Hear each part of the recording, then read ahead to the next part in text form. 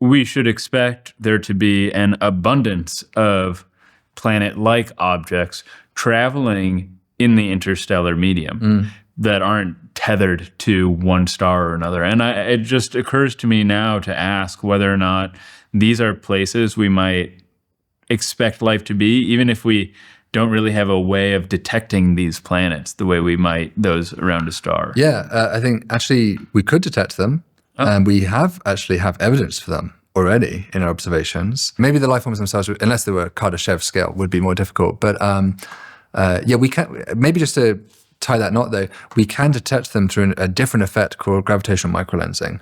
So planets have mass, and so if they're a free-floating rogue planet drifting between the stars, they will sometimes not exactly obscure a background star, but come close to obscuring it.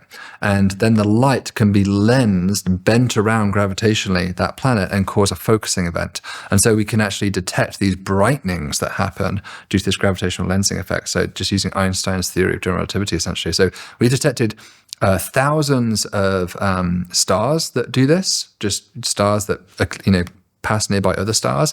We've detected dozens of planets around those stars using this method. And there's even some evidence for free-floating planets using this method as well. And there's an upcoming telescope called Roman that will hopefully detect hundreds of free-floating planets. So we're really excited about that because it's going to really break ice as to what's really going on with these free-floating things.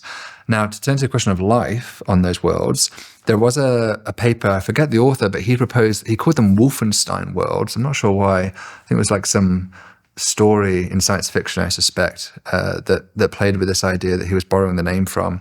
But it was actually using moons to create a habitable environment. So Io is too far from the sun to have, to be warm on its surface due to solar radiation, but it still has pockets of warmth because of volcanism.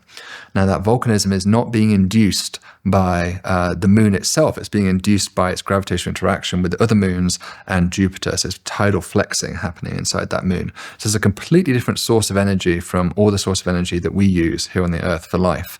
So it is possible that even though you don't have a star, you could still have that source of energy to produce a biosphere. Maybe not a biosphere as rich and fully developed as our own, but you could certainly imagine some simple life around these kind of thermal vents clinging on and developing over billions of years.